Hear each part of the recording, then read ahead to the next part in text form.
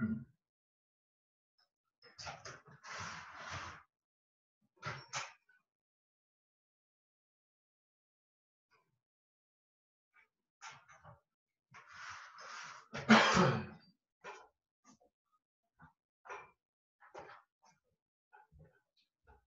gonna speak as loud as I can without coughing.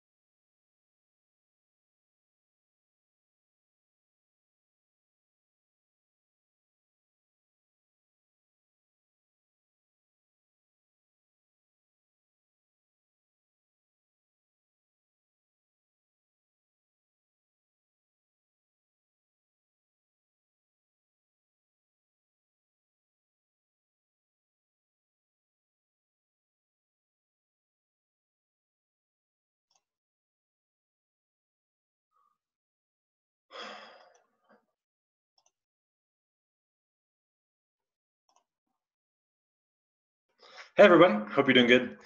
Well, we give everybody a chance. You can pop in where you're at. I saw some familiar names on the participant list. I'd love to hear who you are and where you are, see where you are. You can do that by going over to the chat box and typing that in. Connecticut. Daniel, that's not the answer I expected for you. Hi, Amanda.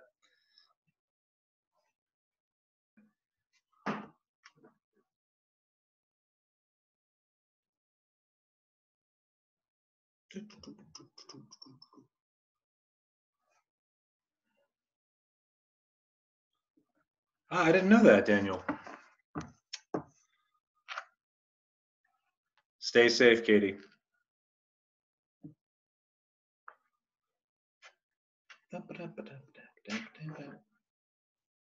I will, thank you.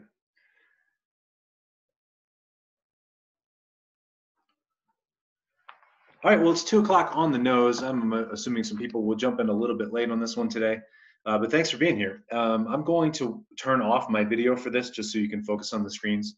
And if you miss something from today's presentation, don't worry, there's an opportunity to get the recording. That'll come out later today at some point once Zoom finishes processing it. And there's an opportunity for you to get a PDF of things that come from today's presentation, so you have a little handier guide of the content that we covered. There's an opportunity for multiple chats today, so keep that chat window handy, and we'll do what we can. And then at the end, if you want to stick around and you have some specific questions, I'm happy to answer those. So first, let me get myself off this video. Stop video. I did it. Okay. So this is what we're talking about. And engagement comes from a model called PERMA. We'll talk about that model that comes from positive psychology in just a few moments. And so that's what we're going to focus on today. I appreciate you being here. I know this is tough times, and I appreciate you inviting me into your virtual life. I'm excited to be able to share my insights and my tools and my actions with you. This is stuff that historically in 2019, I was all over the country presenting this stuff, and I love doing the work that I'm doing. And as most presenters are doing these days, we're having to make a transition to virtual. So I really appreciate you being here, because this is what I do and I love doing it. So this is me. If you don't know, I've done corporate workshops, trainings, and retreats, keynotes, as standing in front of a conference group, coaching, and a midwife. And one of those 4 things is maybe not the truth. And here's what we're going to talk about today. The PERMA model of well-being. And the PERMA model of well-being, excuse me, is developed and validated by psychologists. It's been around for quite a while now. It's all empirically validated, research supported with actual people to show that these models and these approaches actually do have a real lasting impact on people. We're going to talk about using flow to increase engagement, and that's the E in the PERMA model. And we're going to do some tips on creating more engagement by improving your attention, savoring moments, and using strengths. And if you haven't taken the survey yet, to find the registration email and look for the VIA survey link. I don't know that you could do that concurrent to the webinar, but it's helpful to have as context for what we're going to be talking about today and going forward, because the rest of the modules that we do on this all involve that VIA character strength survey. But before we do that, let's actually do this. So if you see this come up on your screen today, it's Chat Me Up, and that's an opportunity for you to open that chat window. So that gives you a chance to transition and get that open.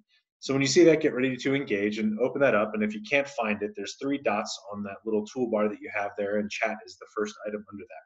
So today we're going to start by determining your rock band name. Now, if you know me, you know that I love humor, and we're going to talk about humor as a strength a little bit later in our webinar today.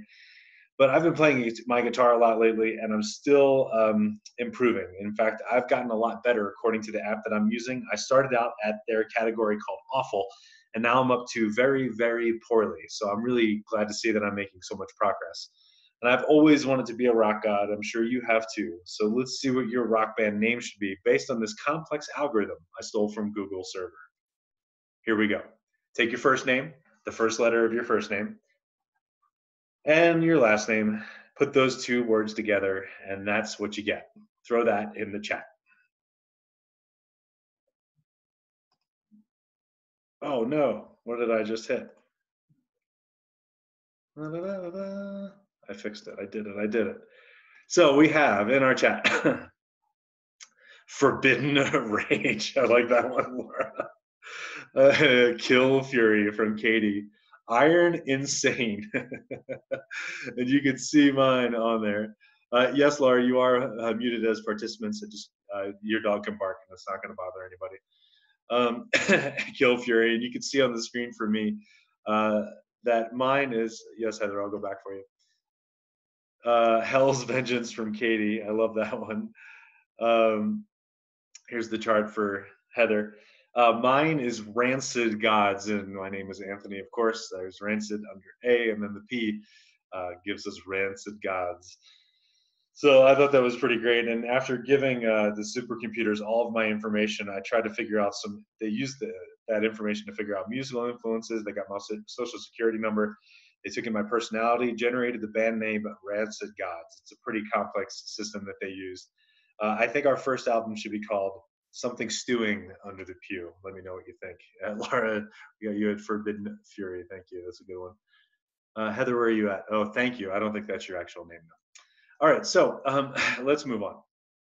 And I hope you're laughing today, because there's opportunities to laugh throughout. If I think about some bands that I really love, the band Kith, that's our friend, the boxer, Mr. Mike Tyson. I think that band, that album that came from one of their albums called Detroit Rock City. And of course, Led Zeppelin was considered progressive in their time, and they're plant-based rock and roll. If you get it, throw a little LOL in the chat box. Because we want those LOLs, we need to keep those rolling. So throw those in the chat. It lets me know that you're out there and having fun.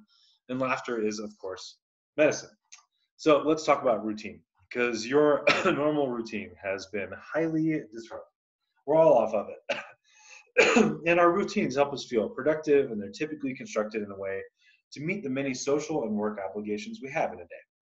Some of you are working from home and trying to decide if pants are even required. And I can tell you, as someone that's worked from home for a long time, it's optional, unless, of course, you're really thoughtless about where your camera is.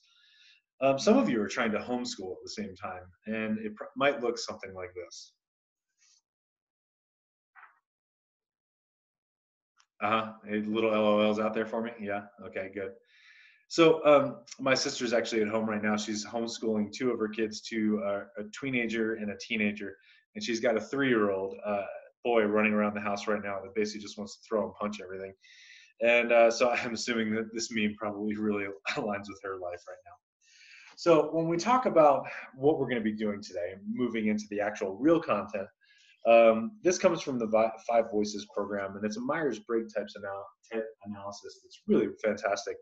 For transforming team communication, I use this with some of my clients and I really love it. And their approach is to say that first you need to understand yourself before you can lead yourself. And then once you kind of understand yourself, you know yourself, then you can lead yourself, and then you can start leading other people.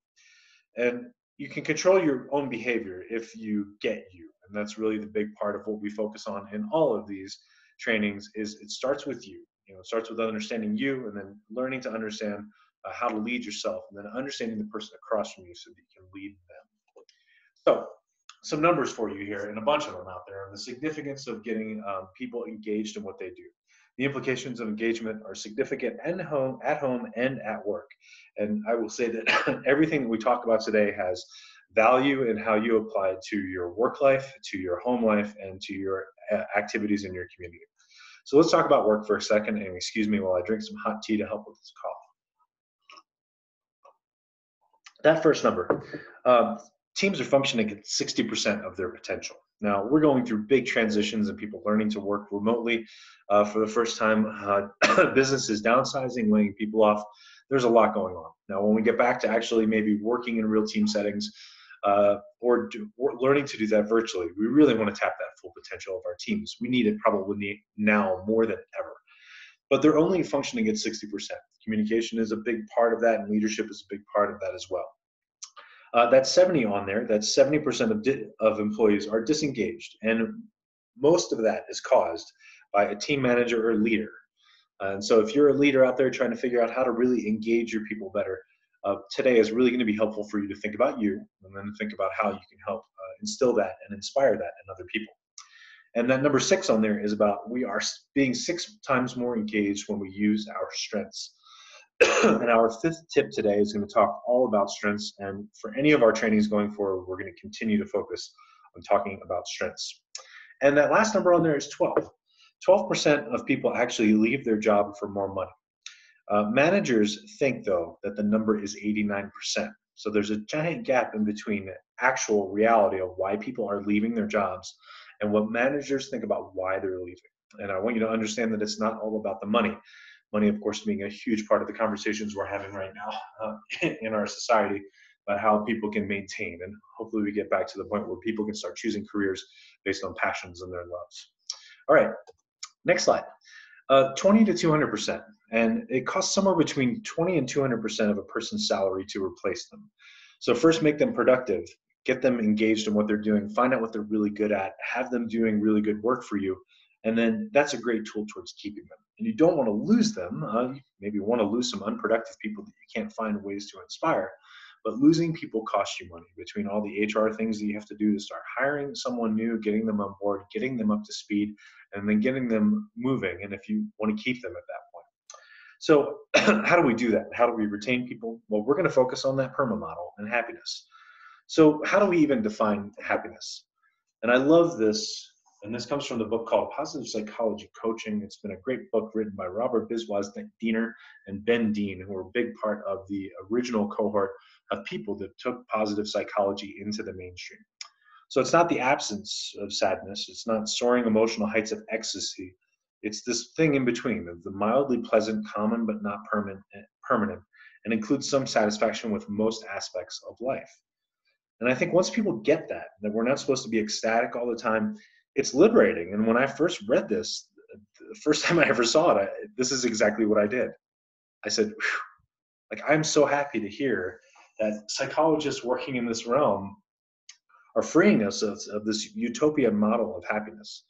Now, it's not to say that I don't want you to be towards that soaring side of happiness more than you are down to the moderately pleased area of things, but it's human nature for us to not be happy all the time. Our brains aren't meant to make us happy all the time. Dr. Loretta Bruning's work on this talks about the fact that our brains turn on positive feelings for us when they want us to do something to help us survive.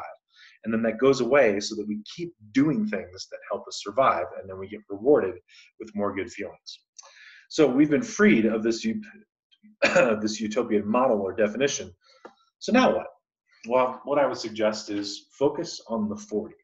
Now, what do I mean by that? Well, I don't mean this. I mean, these can bring fleeting happiness. That's not the 40 I'm talking about. And if you have too many of these, the result is usually a hangover. And hopefully you're not drinking these days. But what we're talking about is this. This comes from the research of Dr. Sonia Lubomirsky. She has 2 great books, The How of Happiness and The Myths of Happiness.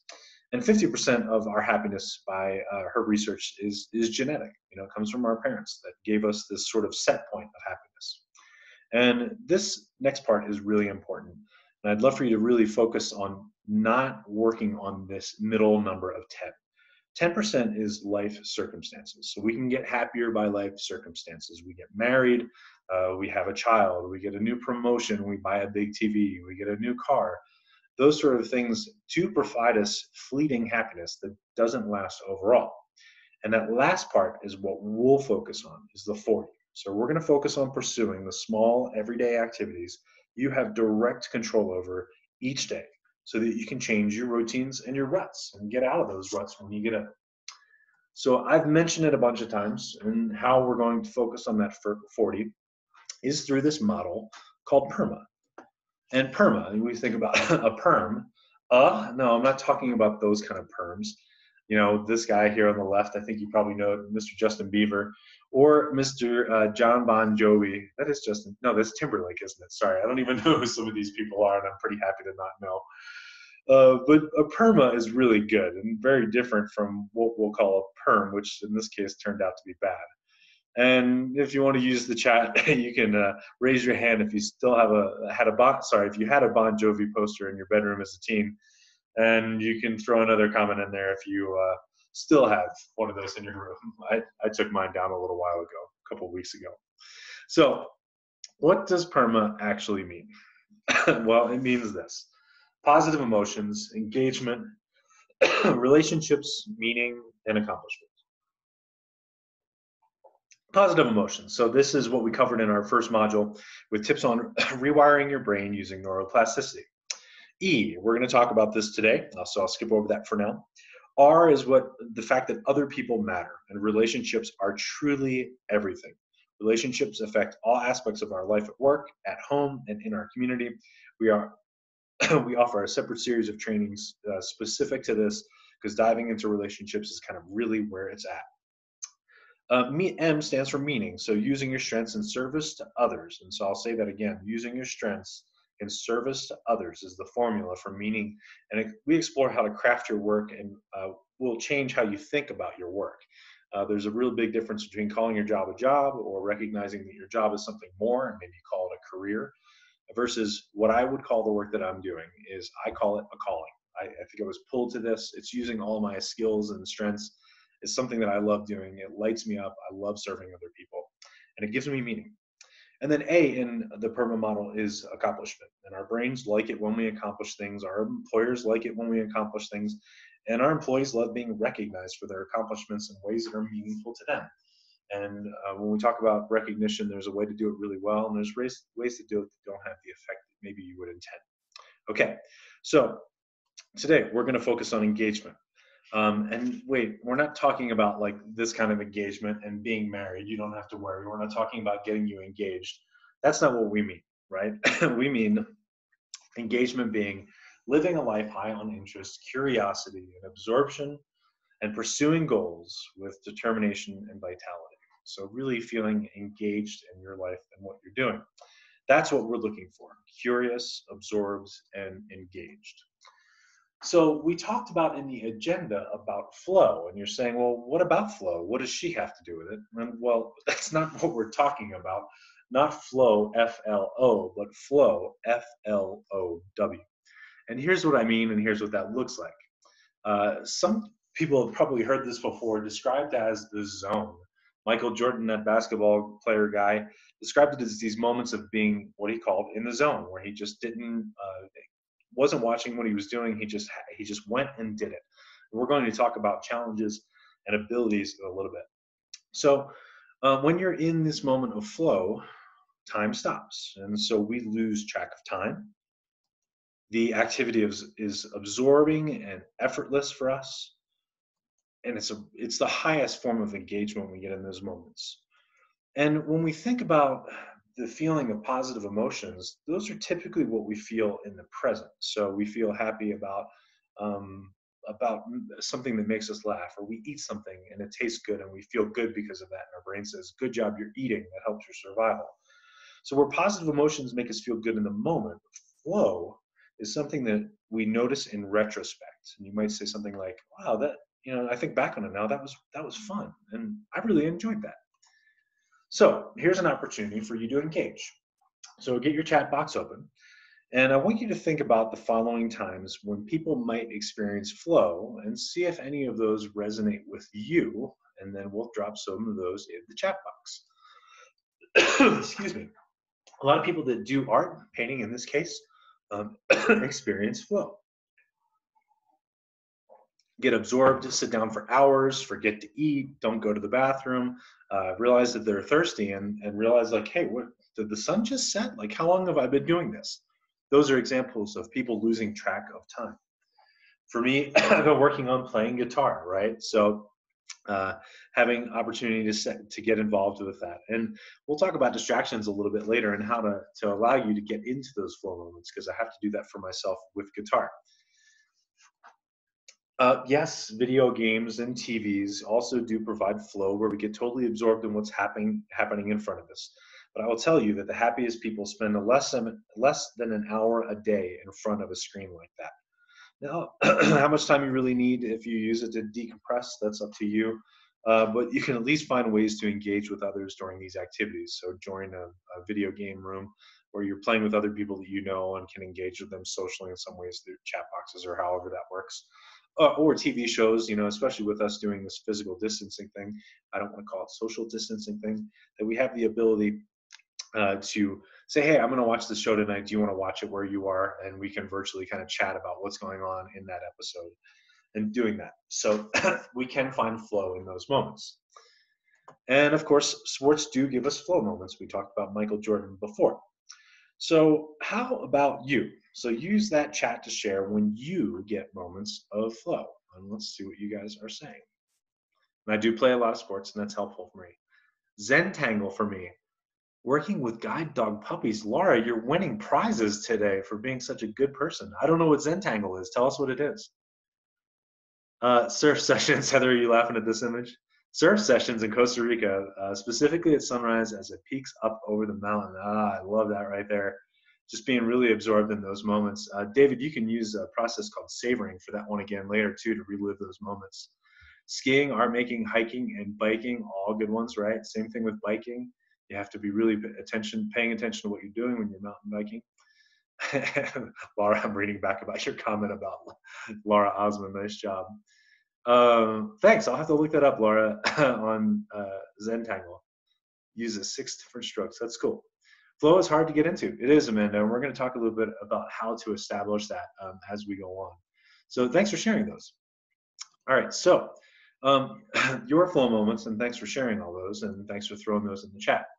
So let's talk about what flow looks like when we have the ability to increase challenges for us. And there's good challenges that we're going to talk about. Now, I don't mean a challenge like a duel, and of course, this unhappy cat out here never wants to do anything, so this is the no cat.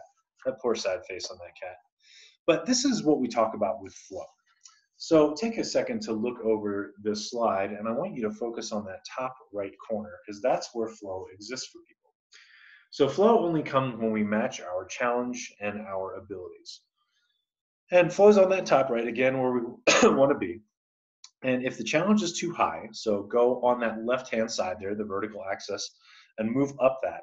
If it's too high compared to our ability, and if our ability is really low, so to the left, so we're at the top, and then to the left on that bottom scale, then we're anxious or worried, right? Something's too hard for us to do. We can't do it very well. It upsets us.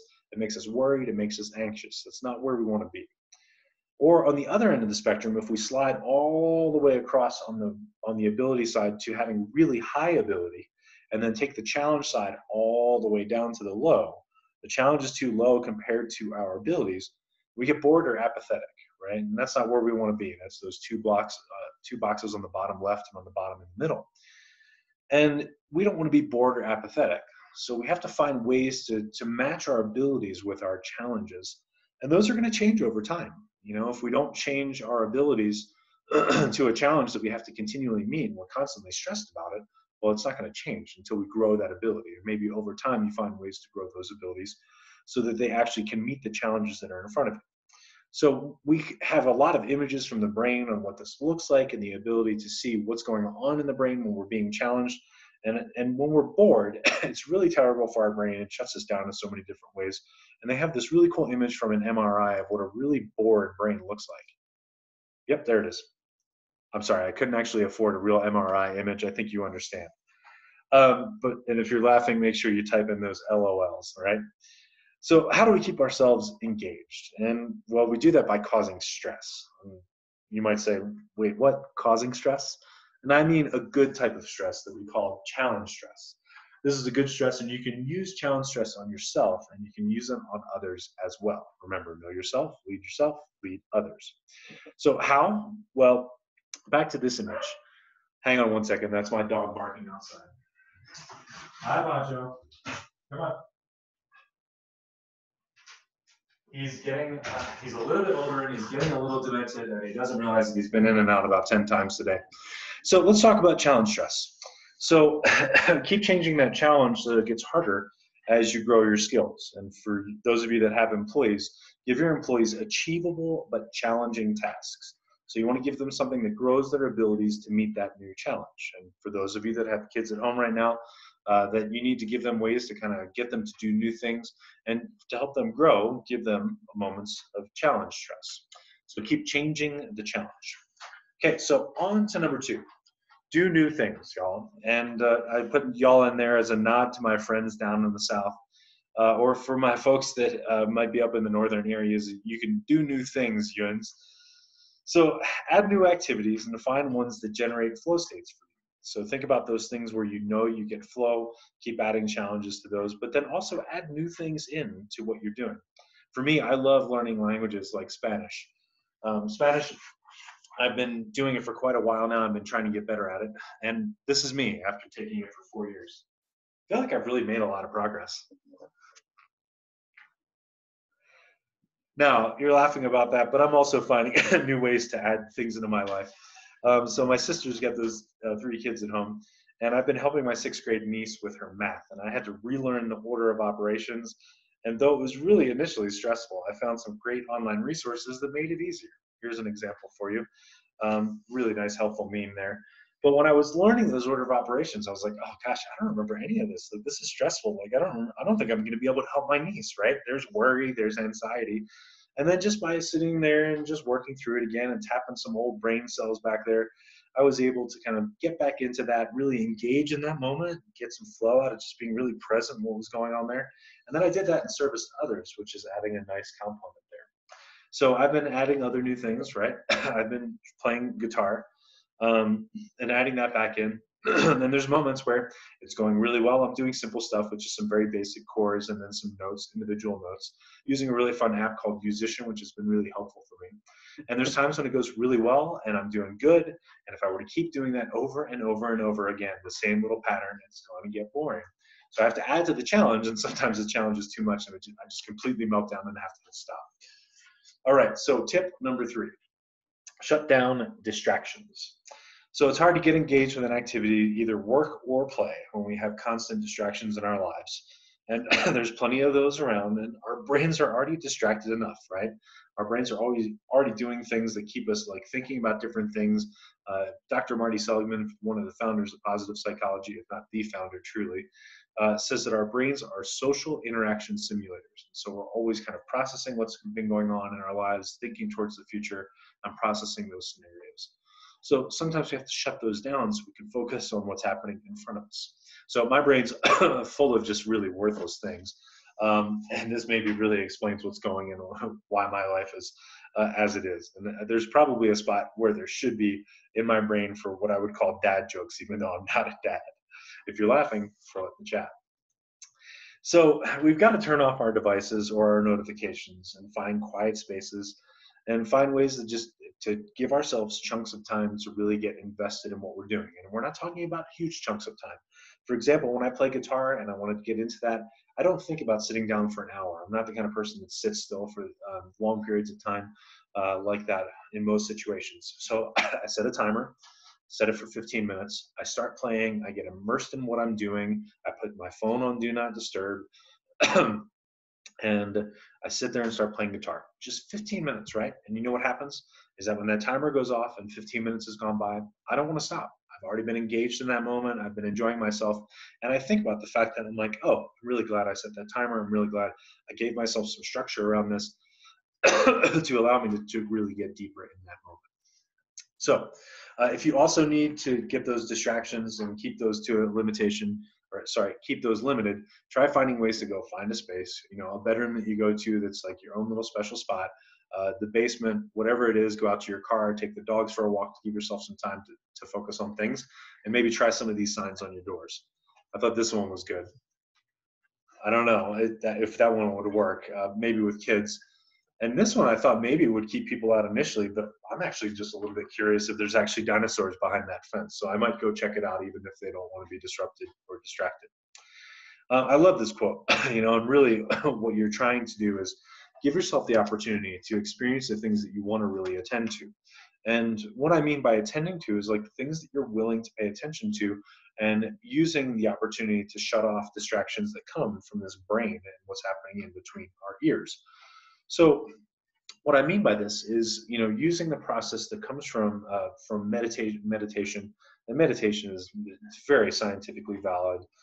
It's been determined to help with stress and focus and mood, compassion, aggression, anxiety, sleep, relationships.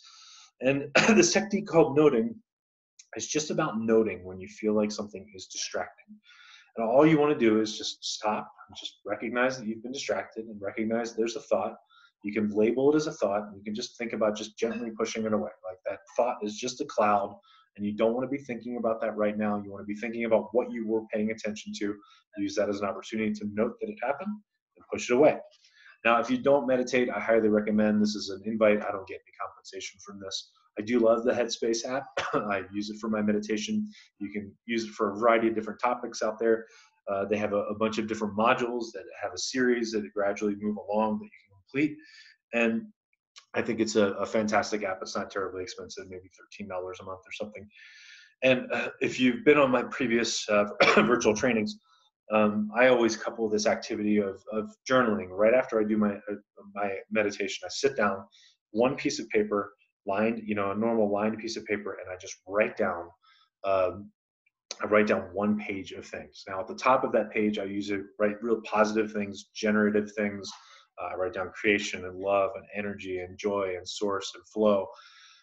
And then I usually write down 3 gratitudes.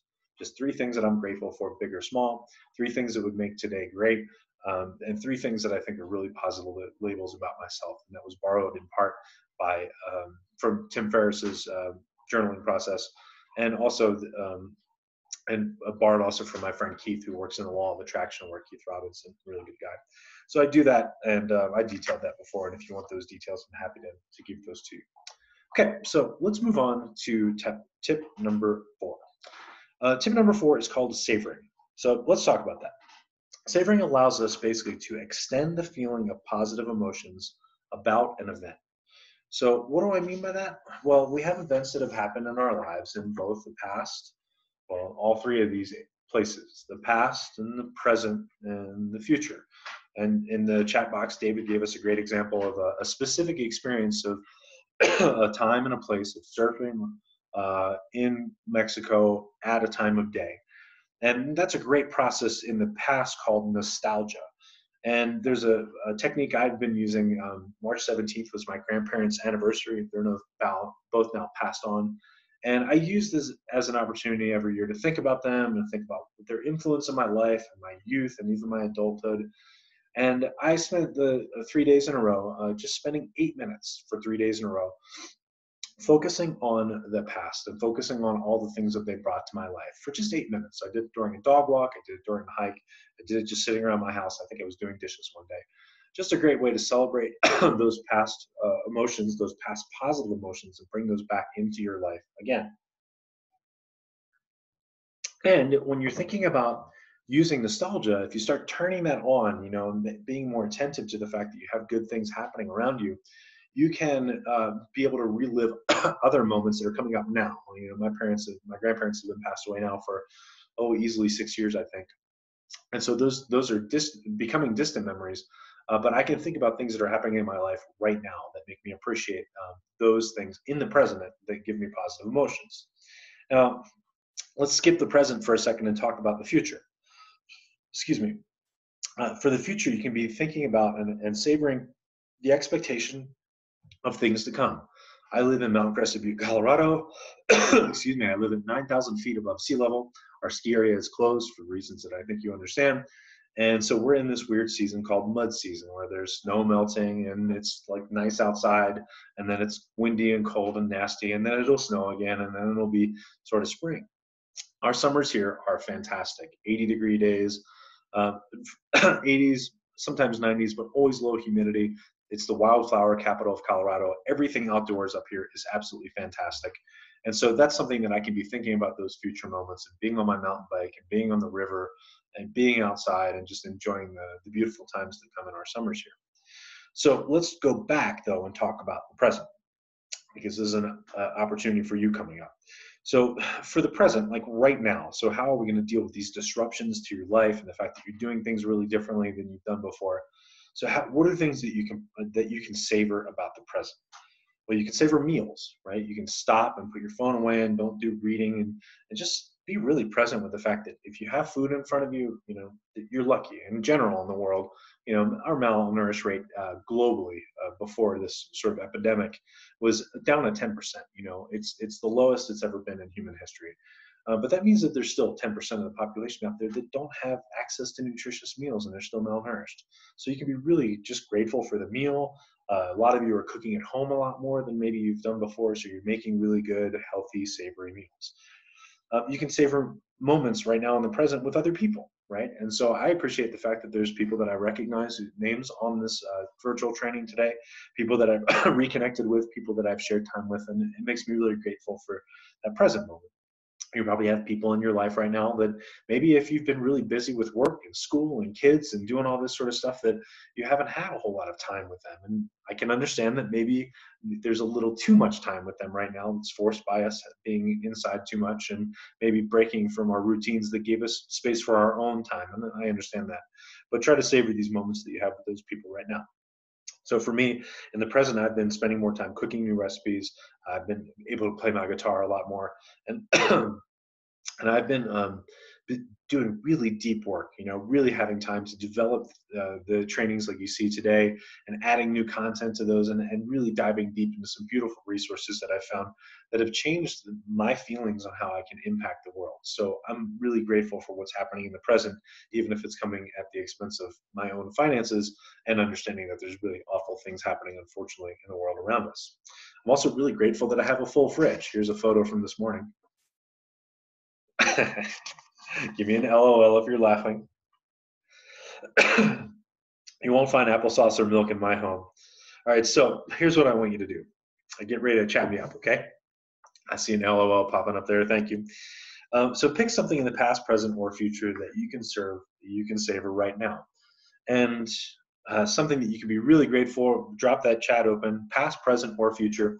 And if you're looking again for that technique for something, you know, you can do that nostalgia technique of just 8 minutes, focused for 3 days. You just do it for 8 minutes a day for 3 days. And I thought about my grandparents before, and honestly, right now I'd be savoring past experiences where I haven't been eating so much oatmeal because my cholesterol's been high, and my doctor has me on changing my diet around a little bit to have more oatmeal in my diet, and I don't really enjoy it. All right, so let's see what's up in the chat for you guys. Hi, Sasa. Good to see you on here. Hi, Natan. Got meat, health. Good. Thank you for that. Health, Heather. That's something you can celebrate. More time for yoga. That's great, Amanda. Yes, Natan, I have plenty of meat in that fridge. That's not the actual photo. I don't want people coming over here. Who is good? All right. So finally learning ukulele. Nice job, Sasa. That guitar work is hard. I might have wanted to start with ukulele. I've heard it's a little bit easier. Laura's with Amanda. Oh, that's great. Cool. All right. So good. You have things to savor, and you can use those as moments anytime. Just it's about being in those present moments. And if you're not in the present moment, you're not savoring that. Look to the future. Look to the past. Okay. So let's talk about our final tip. Our final tip is about using your strengths. And sorry, skip this one here, but using your strengths. So excuse me. So hopefully by now you've all had a chance to take the VIA classification of strengths. VIA stands for Values in Action, and that comes from the Positive Psychology program that's largely in the University of Pennsylvania, though it's now all over the world. They've done a great job of moving it throughout the world. And it's been used forever. It's been used by hundreds of thousands of people, and it's been endorsed in the workplace by household names by someone such as the Gallup organization. If you know, they love positive psychology as well, and it's really embedded in everything that Gallup does. So when we talk about strengths, we're not talking about physical strengths. And well, I think we've all heard this adage. Anybody else out there resonating with that one? I know I am. Resiliency is a big thing, and resiliency is a big part of positive psychology and something we'll be talking about in future trainings for sure. So when we talk about strengths, we're talking about character strengths, and we're talking about your top 5 signature strengths. Top 5 of those strengths are called signature strengths, and the signature strengths really just means the ones that are at the top of that right there. So when you use your strengths, it should feel effortless, and it should feel energizing, and it should feel natural, and it should feel authentic.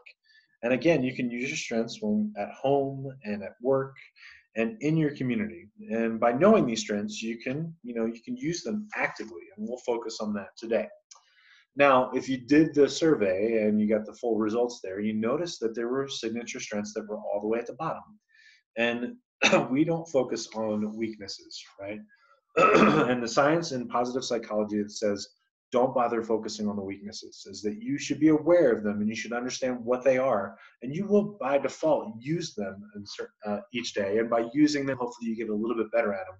But that really what you should be focused on is what you're really good at, and what your signature strengths are, and how you can use those more effectively all the time. So let's talk about some things that maybe you're mediocre at, and I want you to put those in the chat box if you're willing to share. So things that you're maybe not great at, because we all have those. We all have those things at the bottom. Katie Lou, Jerfoot dating. Sorry, Katie Lou, you're anonymous there. I said that. I'm going to give you an LOL back for that one. Thank you. That's really good. Well, what are some things that you're mediocre at? And when you look at some things that you might be really bad at, I looked at the ones that I was really bad at. The bottom 5 for me in the signature strengths are humility and modesty. I'm awesome and I'm okay with it.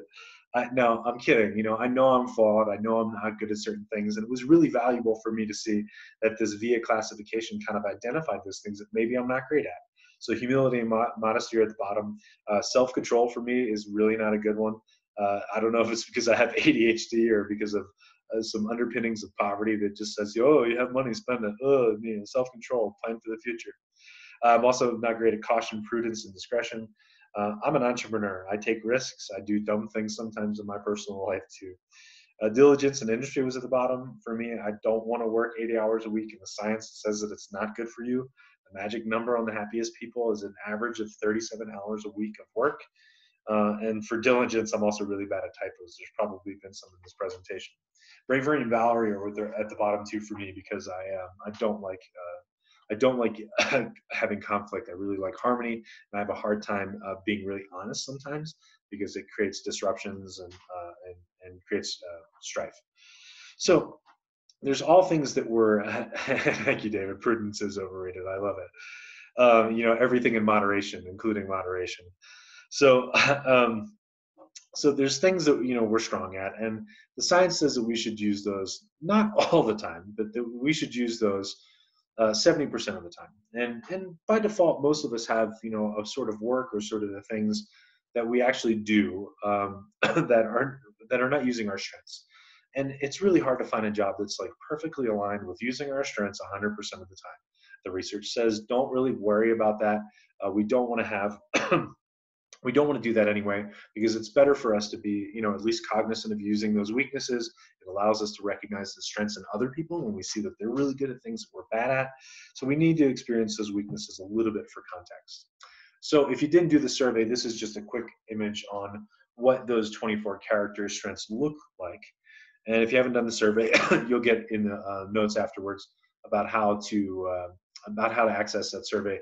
I love the survey. Again, empirically validated. They have tons of positive interventions that they've developed around each of these specific to your character strengths and how to use those to really help you grow your happiness, grow your well-being. All right, so what are my top 5? So here's mine. Gratitude, humor, and playfulness. You're probably not surprised by humor. And social intelligence, kindness, and generosity. And I was a little surprised by gratitude, but I've done this survey a couple times now, and gratitude always comes up in the top 5.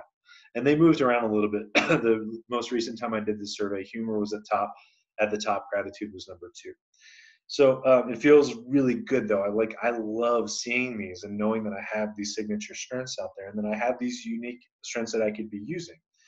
And so it was really honestly important for me to know that humor and playfulness was considered one of the signature strengths out there that I could tap into, and I could use it, and then it's actually got power, and it's validated. And this came from research that they looked at all the religious scriptures out there. They looked at the virtue work that was done back in the days of Aristotle. And this is really heavily, they looked at all the common things that came together from cultures across the globe. This isn't specific to the United States. It's not specific to our culture. It's not specific to our time frame and where we are now. Now, there are some things in different cultures that don't have as much value, and this isn't a character strength, but punctuality is measured differently in different cultures, right? In the United States, 15 minutes late is, a unit of length. Like people within that are kind of late, but within kind of the norm of late. Whereas in other cultures, 45 minutes late is the equivalent of being 15 minutes late here in the United States. But all of these signature strengths are strengths that are appreciated in cultures everywhere. So it's great to know that we have these strengths because, awesome ends in me. Is it a coincidence? I think not. And of course, that doesn't just apply to me because you could be saying the same thing right now about you. Okay, so an opportunity for you to chat. So get that chat box open and let's talk about your signature strengths in the chat box. And I want you to take a second, and this is a weird thing for us to do maybe socially in other situations because we would get called arrogant or overconfident. But I think that those are just really weird cultural underpinnings that are not necessarily valuable all the time. Should humility be something that we embrace? Yes. Do we need to understand that in team settings that the contribution of others leads to our success? Absolutely. But there's no reason that we can't brag a little bit about ourselves, and sometimes it needs to happen in the confidence of working with a coach or your significant other or a friend that you can trust to keep that close to the vest and not be sharing that publicly. All right, so in the chat, what is one of your top 5 strengths that you're proud of or excited about? Go ahead and brag.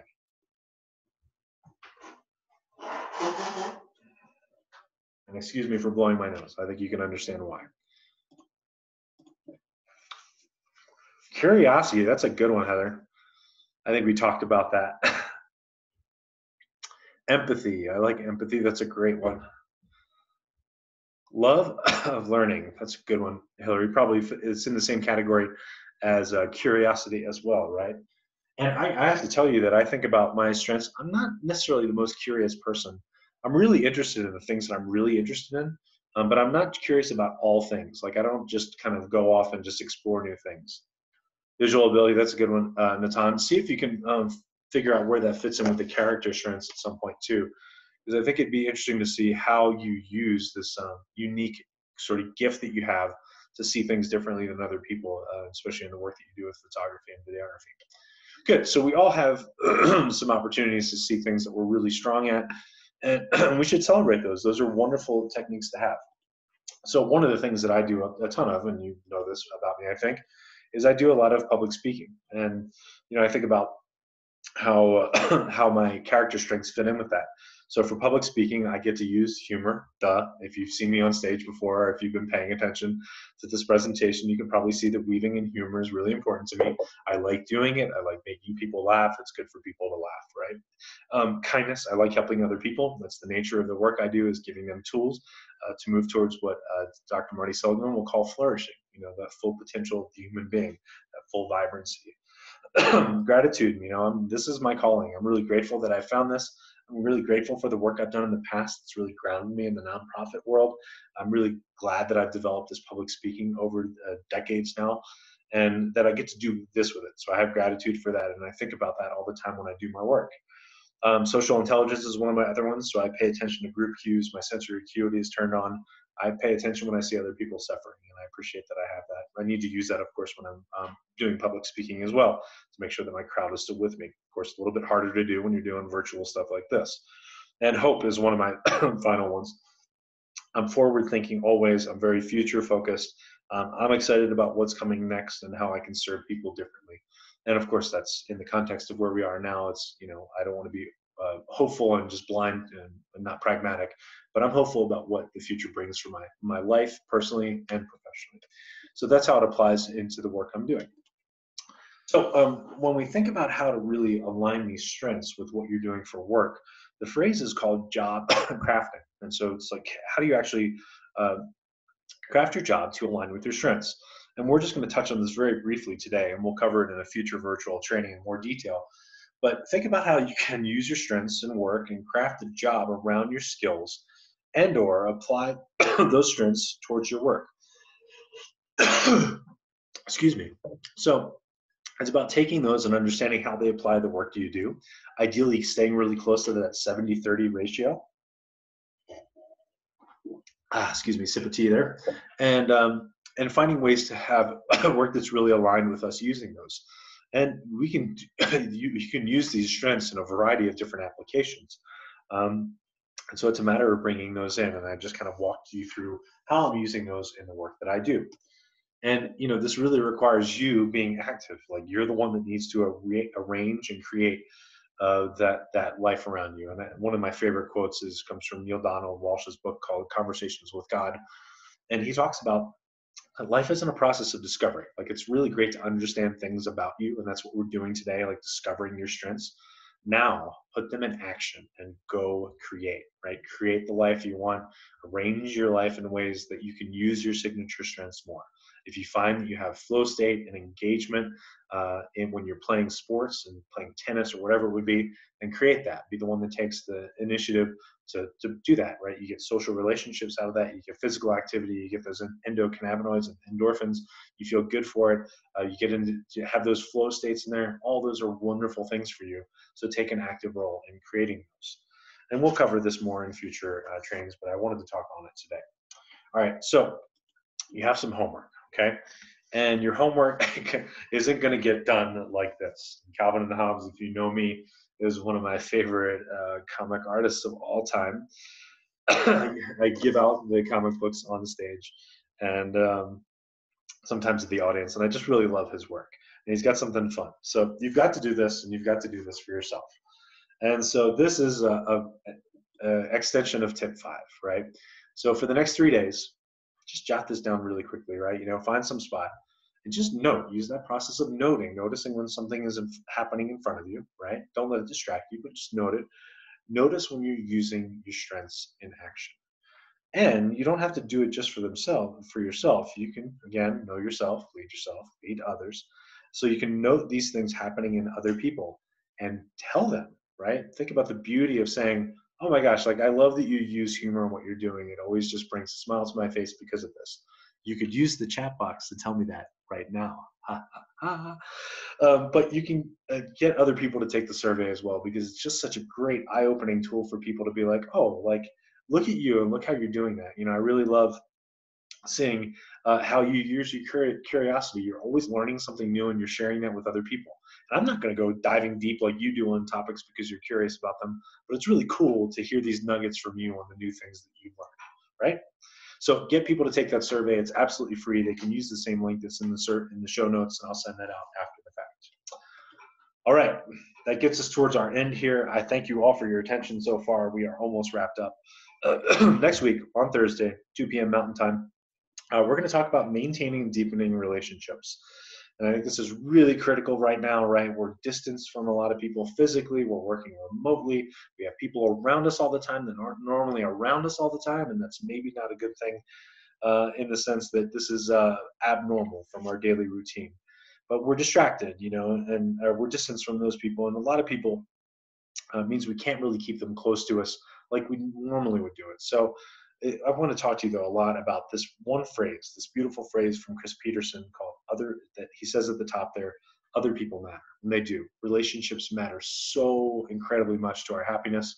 Little interactions are really important, and the deeper relationships of maybe 1 to 3 people are really critical. So we'll look at that as part of that PERMA model next Thursday. There's a link there, and you'll get the opportunity to sign up for that after we get done here today. So some other tools for you that I'd love to share. If you go to my website, anthonypoponi.com/toolbox, there's some free resources on there, some cool activities to be doing. And I'm really excited about this, and I haven't really been sharing with too many people, but it's really close to coming to going to press. As a workbook called Head to Toe Happiness. It might get a little touch up on the title there, but it's coming out soon, and it's a lot of things that we kind of touched on today. It's a self-paced. It's meant to be transformational. It's a guide to explore leadership, deepening connections to people, deepening connections to place and purpose, and creating more productive workplaces. And it's really about like you know, understanding your own path towards fulfillment at work and in your own personal life. It's going to be coming out hopefully within the next, I should see a final draft of it this week.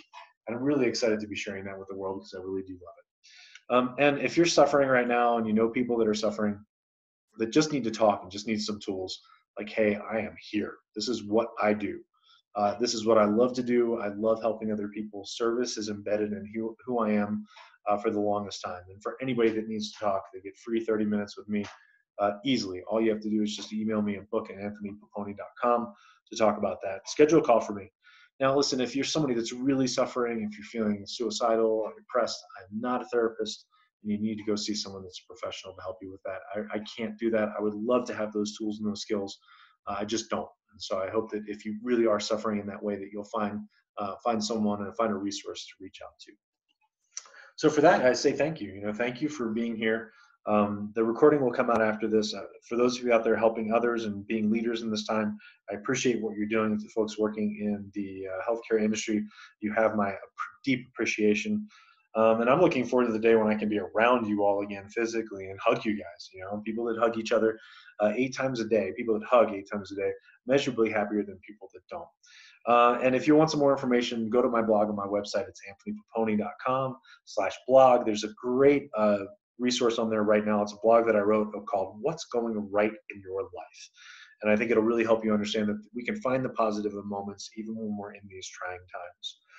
And I'm really excited that you're here. I appreciate you being part of this. This is my way of being of service to the community. And I do want to thank my sponsor, the Gunnison Country Chamber of Commerce. Celeste was nice enough to step up and offer a sponsorship for today's virtual training, so I appreciate that.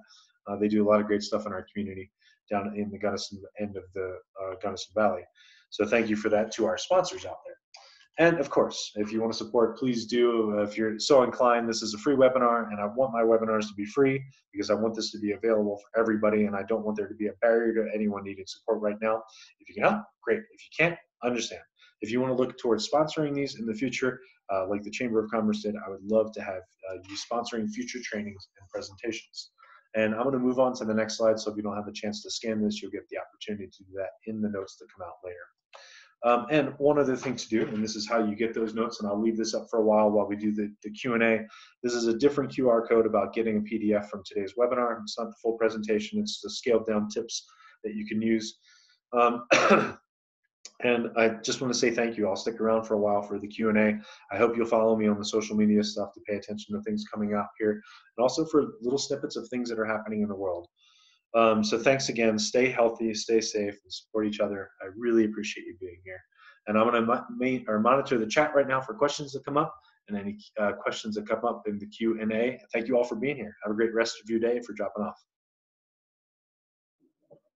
And I'm looking over the chat right now, so thank you, David, for saying that. I'm looking forward to that hug as well, buddy. I'd love to be around you. Not enough Anthony jokes.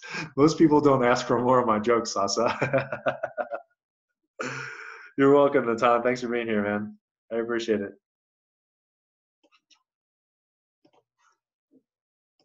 Get this chat going full screen here.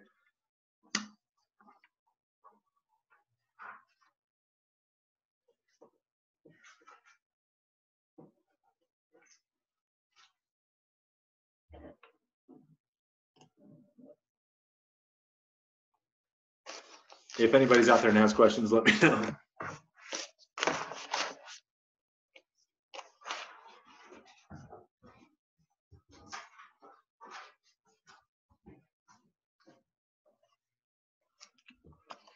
Okay, I don't see any. I think all of you guys know how to find me. Thank you all again for being here. Have a great rest of your day.